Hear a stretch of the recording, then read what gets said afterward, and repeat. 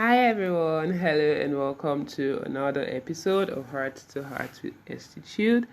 I'm Estelle Mikele, and on this podcast, I share with you inspiring and engaging stories on your journey to a wholesome life, even as I journey to a wholesome life too. So in this podcast, we have different shows, and today I'm particularly excited because we are having a continuation of the conversation series where we share and talk about life issues we face as young adults. I interview young adults on particular issues, and today's topic is entrepreneurship. So yes, today we're talking about entrepreneurship. I have someone here who is an entrepreneur for the past years, a friend, and we're just going to walk through a conversation and let's just talk about how entrepreneurship is for young adults, especially in Nigeria and Africa, right? So I'm just going to let him introduce himself. His name is Adedigba Adedayo. So, Dayo, over to you.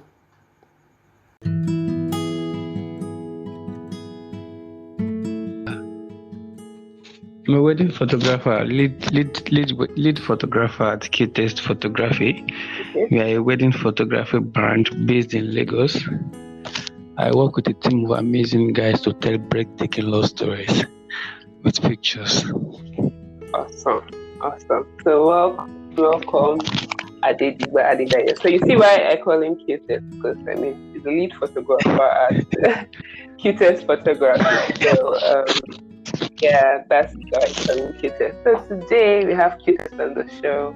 We're just going to talk about his entrepreneurship journey so far, and entrepreneurship in general. I feel like as young adults, as we go in life, one of the things we have to face or choose is: am I going to work for a company? Am I going to run my own company? And all of that. So yeah. So Dayo, photography, right? And wedding photography. Love story. Yeah. Why? Exactly. Why photography? Well, photography for me was something that I learned immediately I finished secondary school. Okay. I didn't want to just sit down at home while I was looking for admission, so I tried to jump on something. So luckily, I jumped into wedding photography, and I loved it. I really loved it. I didn't start with this passion. I had a passion for photography, but I just jumped into photography, and by the way, I loved it. I was always there, not wanting to leave when it's closing time, and I found, wow, I really love this. Let's do this. Wow. So that's how I got into photography and weddings. Wow, interesting. After secondary school, for those that are not Nigerians, before college, right? That's quite interesting because it shows you know how people say they're looking for their purpose, they're looking for sometimes it's the doing, it's when you are actually going that you will discover that I love to do this. Wow, that's interesting. So I kind of subscribe to that because it wasn't like I fell in love with photography. It wasn't like I had a passion for photography or something. I didn't really see photography as a thing until I just jumped into it, and I found out that, wow, this is really cool. I love seeing people smile, seeing people pose in front of the camera, and I discovered that when it's night, I don't really want to go home. I'm always there. My mom will always call me all the time. So I got, wow, this is just something I fell in love with, and I felt, wow, let's do this then. Wow. That's interesting. Okay, saying that at the time you had not gone to the university, and then you had to go to university. So 2 questions, right? So did you go ahead to study something related to photography in the university? If yes, what did you study? Then second question would then be, so if no, when did you start doing, because you learned, but when did you start doing it professionally? So 2 questions. Did you study photography in uni?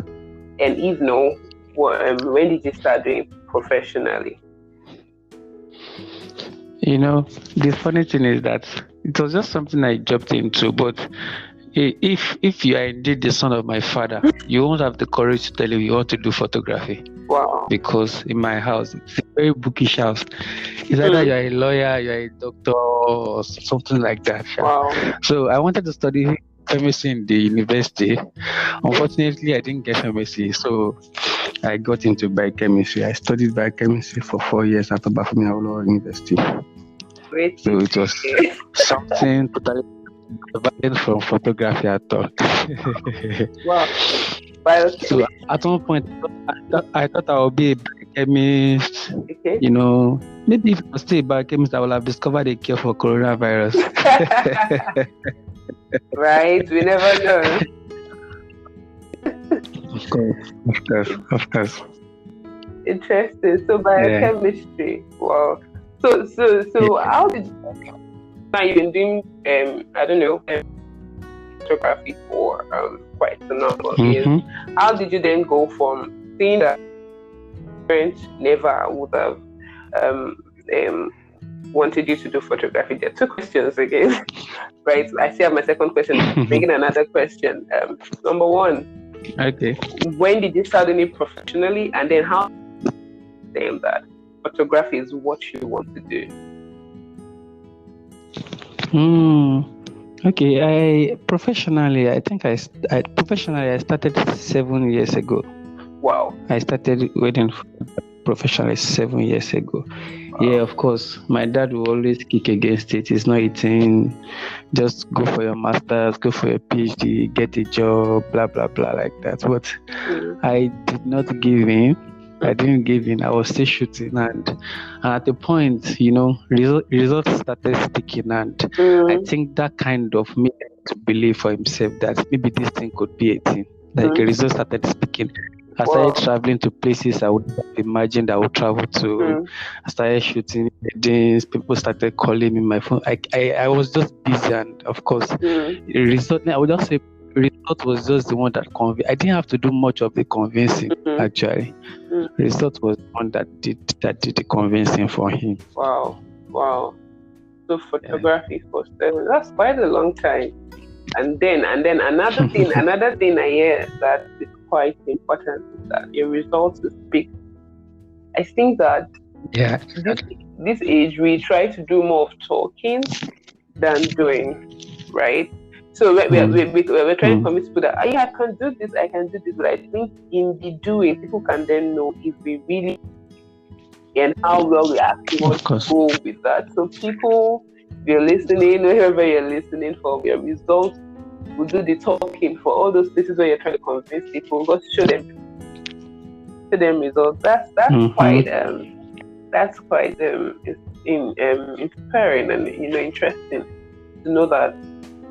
Because I think it's a challenge, especially if you're from an African background. You would have your parents wanting to be a doctor, an engineer, an aeronautic engineer, or a lawyer, pilot. Exactly. And in this age and time, I'm listening. I said just those fanciful jobs. Exactly.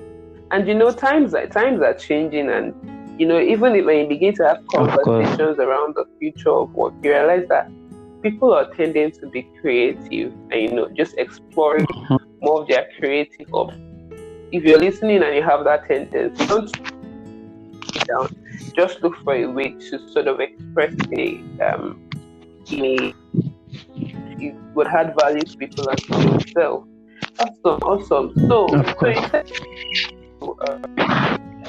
you did the training for photography after your right. So far, have you had to that knowledge as it stems? So if anybody is trying to sort of maybe go into the photography industry or something, how would you advise such a person? Does the person need to go for a training and all of that? Actually, times are changing. I can't advise the method that worked for me. Some that should be some 10, 11 years ago while I was training. Okay. It might not work in this 2020 again. So maybe I'll just advise a blend of get trained by someone, then embrace online learning. Embrace online learning. There are a lot of materials online that you go to. YouTube, I used to see it every now and then that YouTube is a university. So get videos on YouTube, then of course get attached to someone. The importance of getting attached to someone is that it shortens your learning curve. It shortens the curve. Yeah, so the mistake you can make in 3 years, the person would foresee it, and of course maybe you can in 1 month you are good to go on that. So by the time you arm yourself with both training with somebody and embrace online learning, of course it would that would be the best way to it. That's the way I would recommend. That makes sense. So a blend of learning both self-taught and then have someone through the journey. That makes sense. Yeah. That makes sense. Interesting. So a bit of unloading, and I'm sure gained more knowledge, and with experience again you begin to learn more. So why did you go into wedding photography? Apart from wedding photography, what are the other options? Going into photography? Does it have to be wedding photography?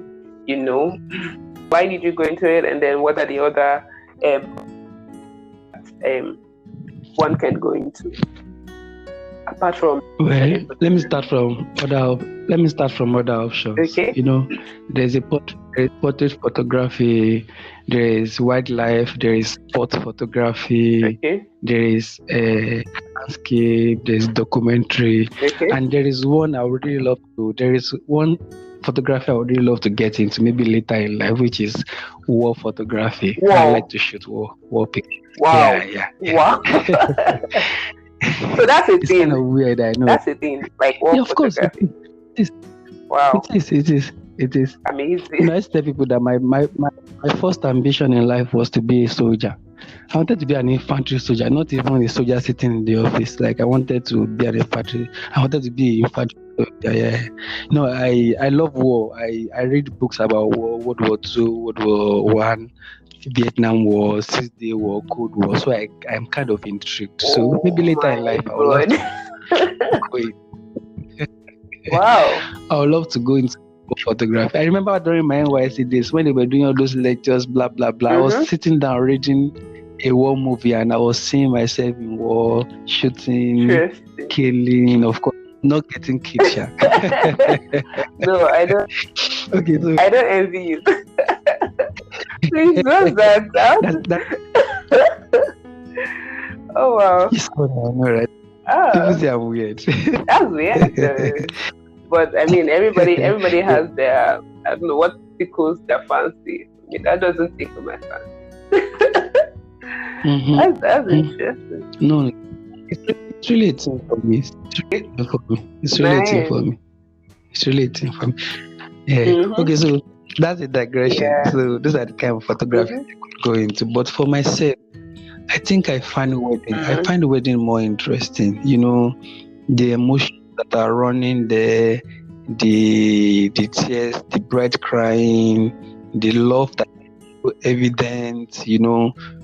What you get to see when a woman looks into her husband's eye, the love, those things. I think they're just so they're so unbeatable. You can't get there anywhere. And it's a matter of philosophy. I believe that if the world will get better, it's not by anything. It's only by love. If there's love, the people at the back, you will raise a.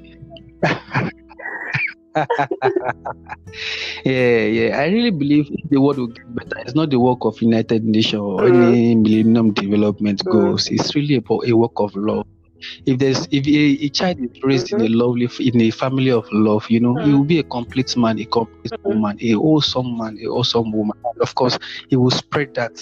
He will spread the love to the world, spread the love to his neighbor, and the world will be a better place. And I believe that photography is a big tool for enhancing love. I mean, if I get you one of lovey-dovey pictures, you are looking to your husband's eye, looking to your bride's eye, the way you smile when he touches you, and I capture that, and I into a picture, if you put that one big frame in your sitting room, and of course, I used to say it, people think I'm fantasizing. If you are going out in the morning and you see that picture of you smiling with the man you fell in love with, and you forgot to give your wife a peck, when you get to the sitting room and you see that picture, something would trigger you to go back and give her a peck. Or if you see that picture where you smiled and this is the woman I fell in love with, you make amends and the love will blossom again. So I really see photography as a tool for social change. The loving part of it is very important. Love. Now this is a perspective that I love, because I love love. Right? And the way you put it together just sounds so cute and sweet. And I actually think, with the way you put it together, actually, I think for me, that I love pictures, and I've actually seen like pictures that you've taken, and the way Cutest is able to sort of these emotions and expressions of love, and I'm sure whenever a couple is just going through the pictures, they're just like reminiscing and like, I believe, of course, that picture transcends that able to free memory into something you can see, right? I think, I really subscribe to this thought process. People should take more pictures, whether it's your love picture or your life picture, just take more pictures, It's always beautiful to go through memory. One thing we try to do at Cutest Photography is that we try to do more of emotional pictures. So when we are shooting your wedding and it's time for couple session or is an engagement or pre-wedding session, when we are posting, you will say, okay, stick to the post, but try and talk to each other. Say, remind yourself about the time you met, the first date, remind yourself about those things. So when you are talking to your spouse during the photo shoot, of course, the spouse will get to laugh, will get to smile, and of course, when they are giggling, we are not giggling with them, we are just shooting, pressing the shutter, shooting. So if you check out, we try and emphasize more on emotional pictures. I mean, pick your wife, husband, let's get the smile, let's talk to each other, repeat yourself of matter. When I'm saying, when they don't laugh, I'll say that, okay, I'm not saying you should discuss family planning or how many kids you have. This could be very, very serious. Don't discuss that. Talk about what happened when you first saw her, when you guys first met.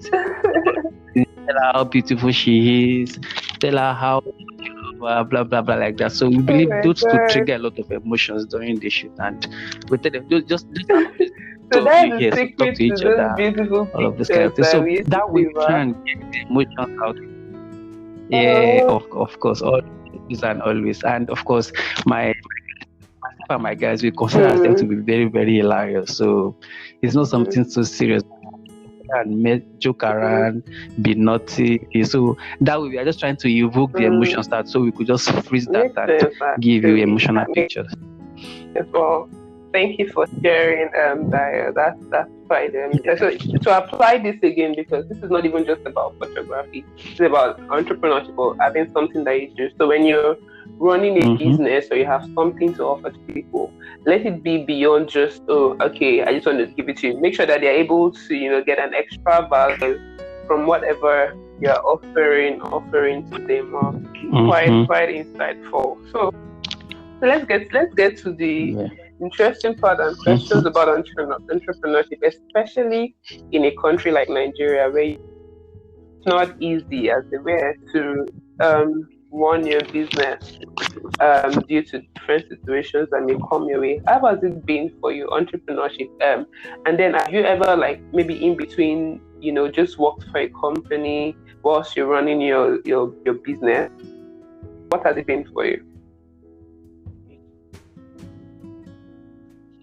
Well, I like to see it as a journey, and of course, it's been a jolly good ride. God has really been faithful, and it's really taking us to places that we could never have imagined that we would get to. So it's been an interesting journey. It's been a really, really interesting journey. Maybe, there are setbacks, there are challenging moments, but one thing that never crosses my mind is giving up. Of course, if I give up, na me fuck up. Like they say, that person will give up, fuck up. So giving up, in fact, the whole thing. But then it's been a journey, and of course, I'm enjoying the good, I'm enjoying the bad, and maybe the good is more than the bad, or I don't see the bad as a thing. I just try to pick myself up and go. It's been a journey, very interesting. A lot of learning. A lot of learning, a lot of meeting new people. We do a lot of that. We meet new people every weekend, every Saturday we shoot. Beautiful people all around. It's been an interesting what they say one. about when you love what you do no longer becomes work. Well, that thing I do totally 100% subscribe. Sometimes it's a lot of work, but I mean, there's this sort of, when you're doing what you really love to do, even when you're in the midnight, you just know that because it doesn't really feel like too much work. It was something you didn't like to do there, so just be as if they're putting the whole world on your shoulders. So I see it. So if you love what you do, you're able to just go with it. Even when there are challenges, you're able to sort of just keep going. Well, of course. So what are like the major challenges? Okay. Yeah, you were going to say something? Getting to the second question, getting to your second question about working for anybody, I think the only time I worked not for really a corporate firm, I never really done that corporate thing before, so I don't really know what it looks like. I think when I worked for someone was after when I finished pre-degree, I was in part one. You are this aluta waiting 6 months strike, 6 months strike, 2 months strike. So those times, I think I worked for a studio there. I worked for a studio and I got to learn a lot. I worked for them for like 2 years. I mean, in some ratio, between all of those, anytime there's, I'm always happy because I'm going back. I'm going back to. Awesome. So another lesson I hear from this, right? Because I'm trying to just pick out the lesson. Share a lot of wisdom. Words of wisdom. Don't leave me. but one way from this and to share with our listeners again, especially for students, right? Make good of the break periods you have in between school, because from what Daya is saying now, is being able to spend the time in between school to sort of gain knowledge. So if you school in Nigeria, for instance, we have a lot of strikes and breaks that school take, maybe lecturers take, and they don't just get to teach, and students have to go home or something. So in between this period, instead of sit at home, learn a skill. I mean, you don't know if that skill is going to be what you're going to be using to make cool money, like the person I'm talking with now is doing. So make sure you use your time well to learn, right, and keep practicing. Awesome so far. Thank you, Daya. So you talked about challenges and all of that. So I would say that so far, what are like the major challenges you've faced, or maybe one challenge that you faced that you thought, oh, this is like my so far, and were you able to sort of like overcome it? It may not be directly related to photography. In a business, and you just realize, oh, I could have done this better. I've done this. Are there challenges like that you faced, and any tips on how you went through them? Well, there have been challenges. I think one of those challenges is photography is very, very capital intensive. It's very, very capital intensive. The gears, the cameras, the lenses, they are really, really capital intensive. If you're not really getting funding for all those things, might be quite challenging. But of course, with perseverance and stay, that's a way of making things work. So I'll say one of the first things is that the equipments are so expensive, and sometimes when you see a photographer pack his bag, a photographer's bag is worth more than 1.5 to 2 million naira at times. The cameras, the lenses. Yes, I'm telling you. I'm telling you, they are more expensive. You get it? Oh, maybe the one of the first challenges is the funding, but of course, there's a way God comes through for you. And of course, when I see it as a progressive something, I get this, and then I get the next one, and I get the next one. It's not something. Yes, that's the way I kind of overcome that. Okay, so another challenge I think about is that, this is the creative industry. I always thought that once I am creative and my creative juice is flowing all the time, that is all I need to thrive and blossom in this business. But with the benefit of years behind me, I get to see that it's beyond being creative. There's a creative side to it and there's a business side to it. So if there's anything that I will have done quite earlier, is that I will have embraced the creative side more. It's something I neglected. You mean the business side, right? Bookkeeping. Yeah, the business side. The business side. It's something I neglected for some while. Bookkeeping, marketing, just anything business. Because of course, the creativity is important, but the marketing is much more important. Or else you just see yourself working. Other people doing the work hard, cashing out. You get it? So you see, so it's not. Amazing. It's not just by passion. I have a passion. Maybe in the beginning, passion is good. Even it's not in the beginning all the time. Passion is good, but there should be a blend of passion and business. See that. So just before you continue, sorry to cut you short. You just spoke again something I would like to reiterate, right?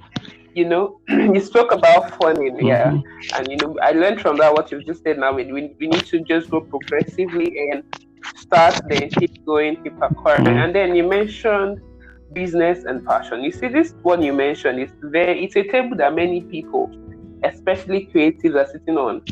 Not being able to separate your passion from your business, or not being able to understand the business of your passion.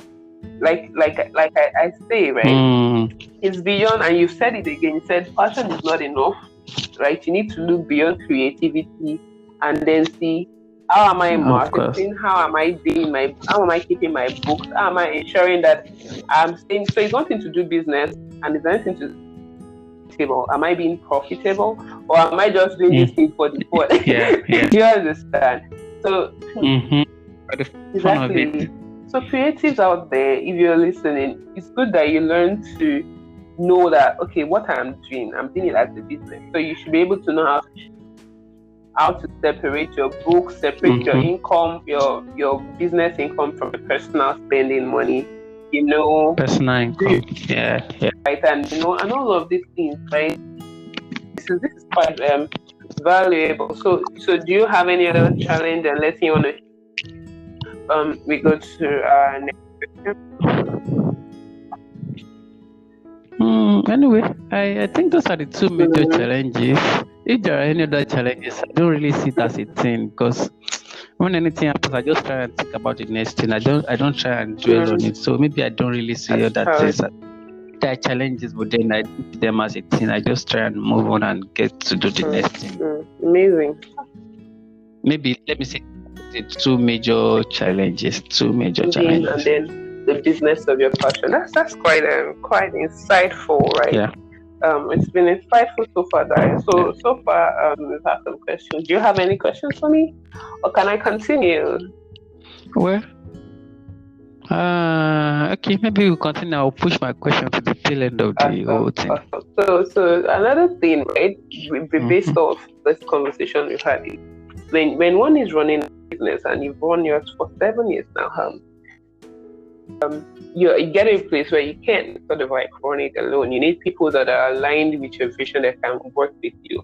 So I want you to speak to having the right team, or did you get it at once? I know for some people, even for me, some of the things that I've done, I didn't sort of get my team right the first time. So in terms of having the people to work with you, how have you been able to navigate that water?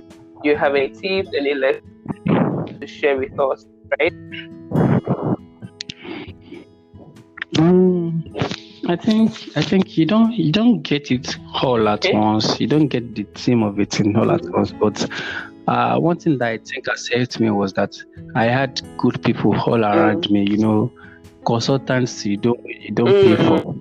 You understand? Friends that are consultants you don't pay for. I had this amazing guy behind me that Samuel Bajina. He was always strategic. He was always talking, telling me, okay, this is the next thing and all of this. So I had good brains behind me before the team came into play. So at the time, I discovered that I was doing everything all alone. I was shooting, editing the pictures, editing the videos, designing the albums, doing all of those things. It was a mess. It was a mess. I didn't have a life of my own. I didn't have a social life. I didn't do anything. I was just always stuck with my system. If I'm not traveling, always with my system. If I'm not traveling, so it got to a point that I was working. If I was not traveling, I was working for like 18 hours in a day, and the more I was working for 18 hours plus in a day, I discovered that the work seems not to be moving. We were not delivering like I would want to. People were calling my job, and I told myself, "Are you not working hard enough?" I'm working hard enough, but the job seems not to be moving. The more you do it, the more it seems I still have a lot on my to-do list. So at that time, I knew that it was just time to get my team right. So, and I thank God that God made everything work together for my good. He brought amazing guys my way. Amazing guys. Amazing guys. Like I can say that over and over again. Interesting.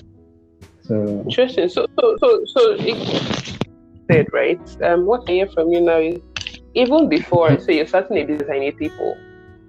You can leverage the people around you even before you start like having people who like your full staff or something.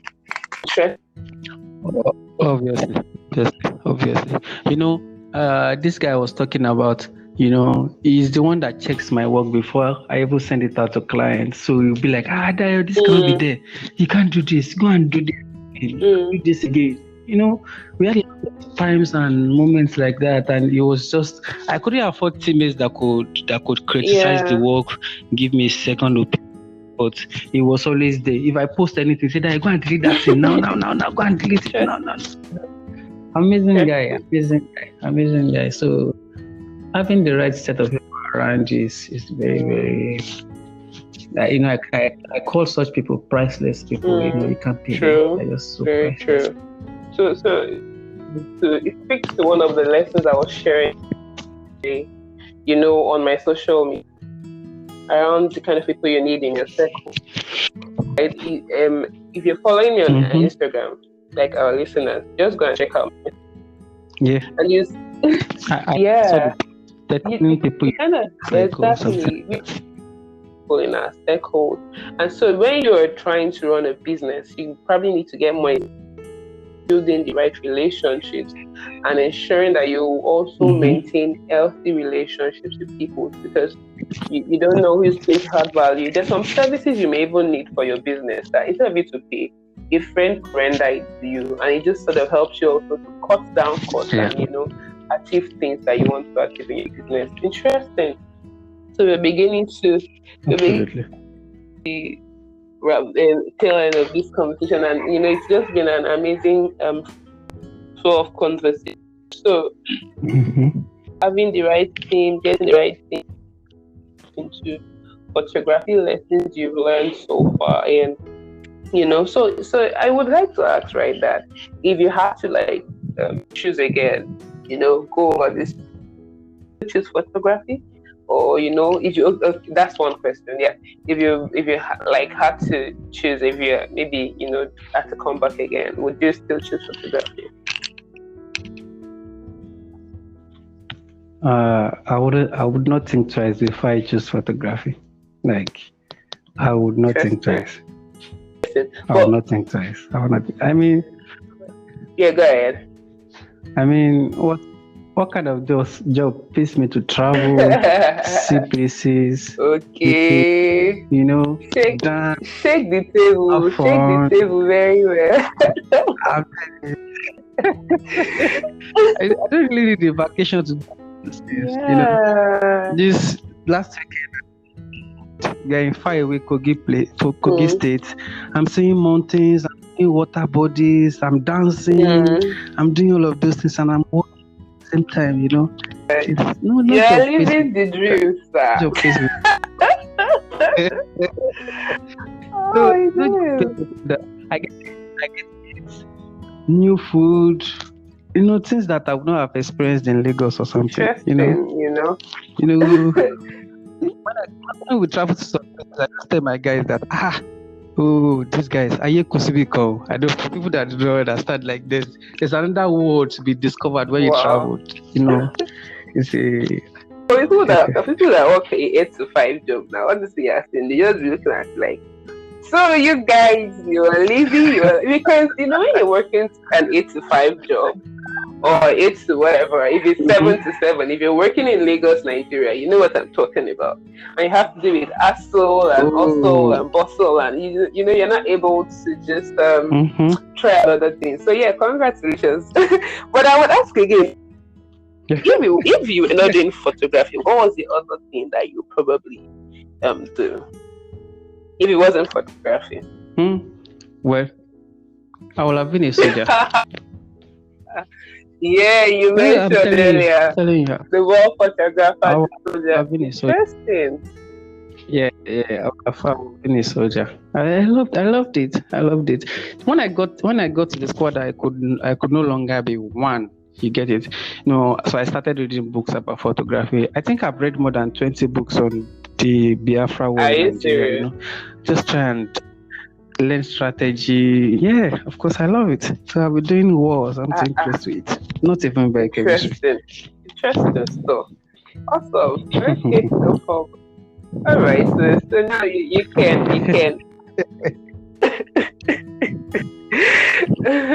Now you can ask the question you have for me. A question for me? Okay, so you guys are in a world I can't even imagine what happens there. The corporate world, it's serious. Everybody has a tie on. I don't know. Maybe the last time I had a tie on or something was when I did my project for like 10 or 15 minutes. Wow. What? So I really want to know what it looks like, and especially for someone like you, you combine that with a lot of things. You combine that with a lot, even entrepreneurial stuff. How do you get to juggle that? Because for someone like me, this eats a lot of my time. I can't even imagine myself trying to bring something else into it. There was a time my mom told me that since you studied biochemistry, get a job in the hospital, you can do that during weekends, and during Friday and Saturday you travel and go and shoot your weddings and blah blah blah.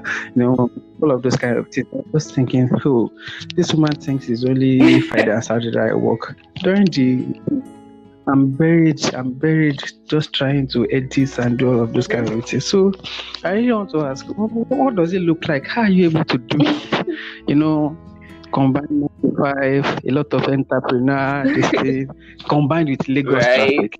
Of course, thank God to work. People like you will not want to work but I don't want to go back to working from an office.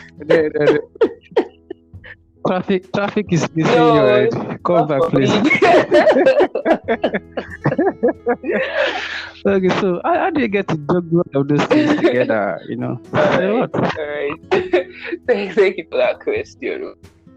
Just speak to the corporate world first. Maybe we should even I'll do a podcast on that. But yeah, for the corporate world, right? With spending when I left school, I knew I was going to work. I didn't want to do was work in a place where I had to sort of like dress up in suits and put on heels and all of that, because I am a software developer. So I know the mentality used to have in school that as a software developer, you're just wearing denims and t-shirts, and for those that like these and all of that. So issue with these, right? But over the years, right, learned that I learned from an event I attended some years ago was this dress for two steps higher than where you are. You get the dress, so that's fine. So when I'm thinking of dressing to the office all the time, because I'm still a developer, but sometimes when I'm trying to dress, so I just remember dress for a role and it's 2 steps higher than where I am. So that sort of inspires my dressing sometimes. So I don't really, so now I don't have an issue with putting on heels and dressing up. I don't say fancy suits, but yeah, I'm able to do that because I just know that I love what I do. I love working in a corporate space. I just love the fact that I love to work in a place with structure, and I'm able to bring. I'm just able to also show that I'm valuable and able to get value, and I love earning a salary. Wow, that's cool. Yeah, right. Exactly. I got that. You love getting a salary. Also, right on the side, like you mentioned, I do all the stuff. Like I'm a creative person. I'm a show. I have a blog.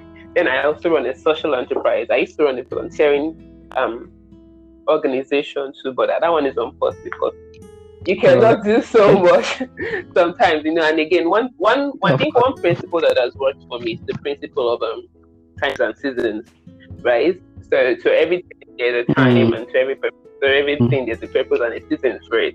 So it's been a journey of purpose of time and seasons, understanding what to do part time. So first I started fully as a software developer.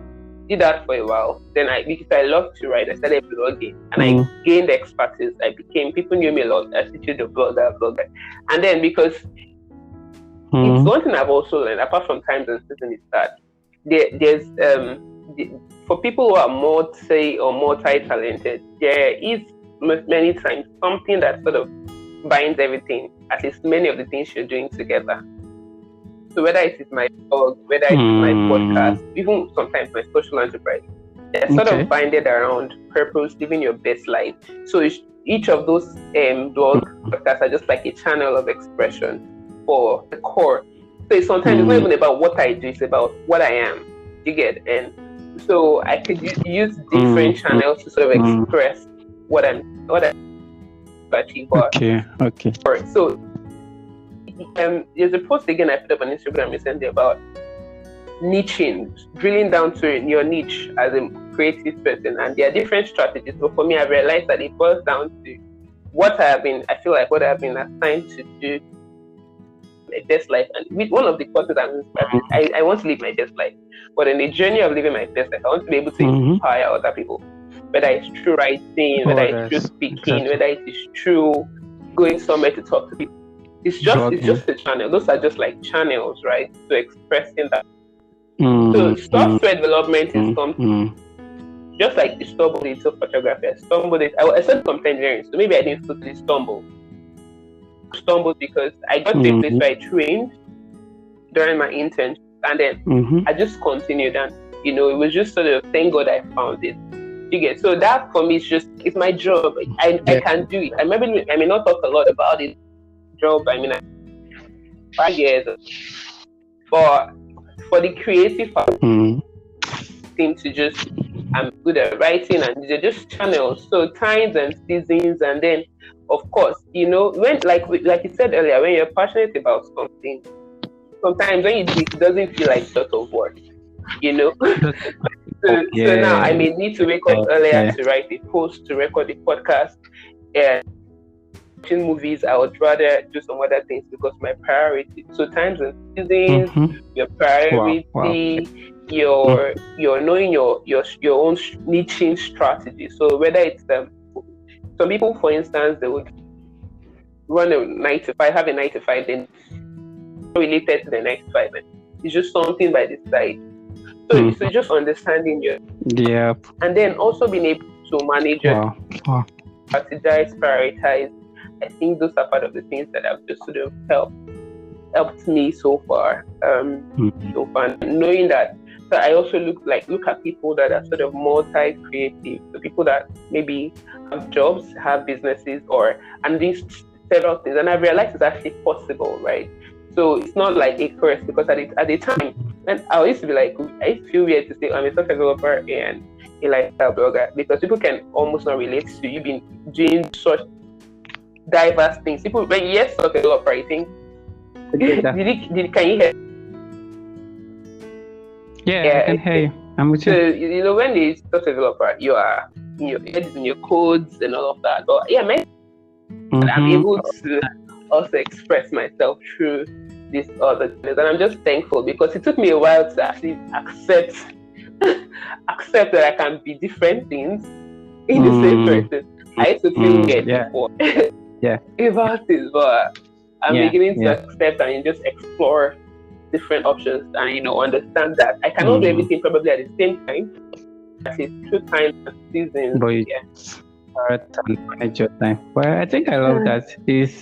So it's something that is driving, that's making you to do all of these things together. Yeah, that's interesting. That's interesting. Yeah. Well, maybe some people are not just meant for those kind of 9-to-5 corporate. Really, because I can't really imagine myself sitting down in a place for 1 month not going. Well, I really can't do it. Me, I'm also Ajala. I'm not able to express my Ajala fully. I know, right? For those listening, Ajala is someone that likes to go around, that likes to travel. And all of that. So I like to travel, but I'm not able to express it as much as that. I still try. So, you know, prioritizing is what. If you really want to travel, you have to buy it. So for me, last I had to use my leave. I really wanted to do it, right? And by planning, okay, when is it going to work for me to take some time off from work? You just have to plan. I think that you should be able to. So that's what I believe in. That's what I'm trying to preach to everybody. You should be able to know what your best life means without. Yeah. That's awesome. Interesting. Thank you. Thank you. So thank you, Dayo. So before we wrap up, would you have like any words you like to leave with our listeners? And then when you've done, now tell us how to connect with you, people that have their love story told, how they can reach out to you and all of that. Well, I think for young listeners and for young creatives, that are just starting the game, one thing I will advise is that you embrace learning. It's never enough. You know, the world is evolving. The styles and the trends that are in vogue 2 years ago are no longer in vogue now. So embrace a lot of learning. Then another thing I say to people a lot is that, especially young people a lot, is that trust your process. Trust your process is really important. You know, this creative and this social media age, if you're not sure, if you're not careful, you'll be depressed. Not because you see people wearing big stuff, but because you are creative, you really want the best of the work. So when you are checking another person's work, you feel like, Jesus Christ, when will I get here? My work is so whack. That happened to me quite a lot. I just learned to tell myself that I should not compare my own chapter 1 to another person's chapter 20. Wow. You get it? So I just try and trust my process. Once today, you know, I think that's just the most important thing. There are some pictures I took some 4 or 5 years ago, and you know, Facebook brings stuff for me as a reminder, and I just cannot post it because I'm so proud of it again. Wow, amazing. At that time, they were very, very good, very, very good work.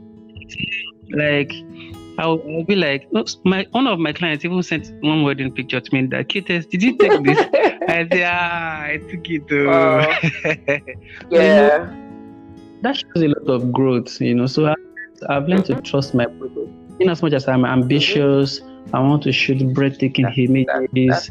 I've just learned to trust my process, grow into it, lose track. But then I'm not depressed because I see churning out great works, doing all of those things. So trust the process, enjoy the process, trust and then growth will come by the way. I think those are my two major advice for people that are just starting out. Okay. Then for guys that want their you can connect with us on Instagram. The handle is Cutest_photography. Facebook is Cutest Photography. Our mail is cutestphotography01@gmail.com. Then, of course, when you get all those channels, our numbers are there, our front desk contact are there. We can always pick it up. But the one thing you can be sure of is that we would really want to tell your love story. Like, no. We would really want to do that. So reach out to us. It will be our pleasure to do that. Oh, wow. I really enjoyed this conversation, and I'm sure that our listeners have also had a great time, like listening to you and just having this conversation. It's been an interesting one for me. Since to learn, I'm a creative. I'm learning from this. I'm sure that other creatives and even entrepreneurs out there can also gain a point or two. So thank you so much, Dayo, and thank you to all our amazing listeners listening from all over. If you have questions or comments, drop them. You can record a voice message or just drop them on my Instagram page at Institute. All these things I'll drop in the section of the podcast. So you can also read up and then know how to reach out to either me or reach out to Dayo. And so till I come and get your way again, cheers to living your best life. Thank you for listening. Bye. All right. Thank you. Bye.